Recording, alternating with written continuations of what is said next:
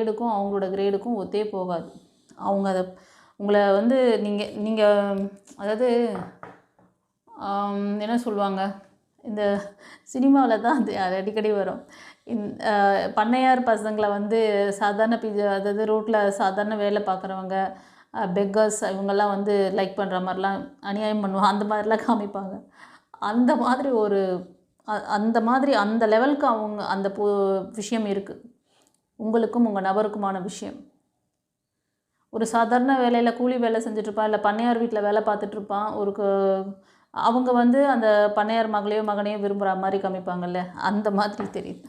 அப்படி ஒரு எனர்ஜி. உங்களோட ப்ரொஃபஷ்னல் அவங்களோட ப்ரொஃபஷ்னலுக்கும் ஈக்குவல் கிடையாது. அதே மாதிரி உங்களோட அந்தஸ்து அவங்களோட அந்தஸ்து எல்லாமே, வசதி வாய்ப்புகள் எல்லாத்துலேயுமே. ஸோ அது மாதிரி ஒரு இருக்கிற பர்சன் அவங்க. இது ஒன் சைடு லவ் மாதிரி கூட தெரியுது. இப்போது இந்த மாதிரி ஒரு ஒன் சைட் லவ்வில் மாட்டிகிட்ருக்கீங்க அப்படின்னா, இந்த நபருக்காக நீங்கள் வெயிட் பண்ணலாமா?